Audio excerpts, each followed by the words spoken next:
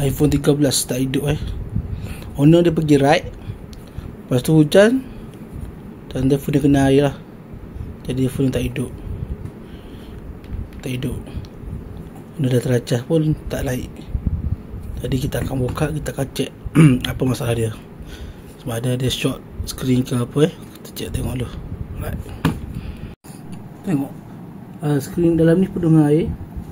Dekat dia punya connector ni, dekat dia punya box pun ada air. Kita lagi dekat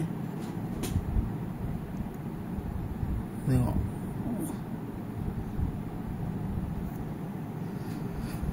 Jom kita buka ni.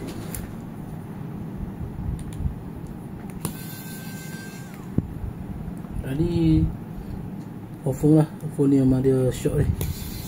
Cuma kita tak pasti sama dia skrin dia short ataupun dia punya box dia yang short. Jadi tak pasti, kita kena buka check tengok dulu lah.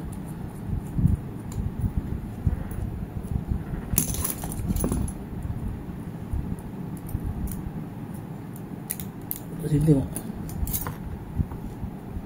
banyak air. Sini air.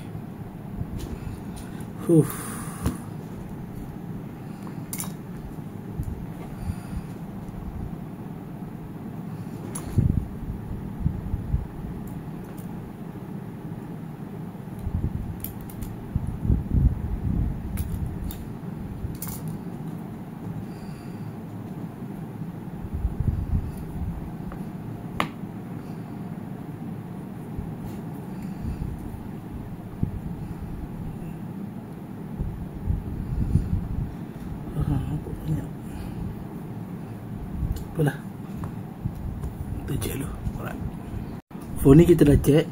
Dia disebabkan phone ni masuk air, dia punya set charging ni dah short, box pun short, LCD pun kemungkinan tak pasti lagi short atau tak, tapi rasa mungkin short juga.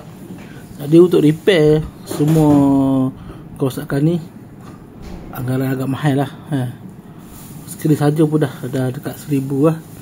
Kalau yang original lah. Dan set saja yang semua tu saya rasa anggaran kos ni dalam 1000 lebih jugalah.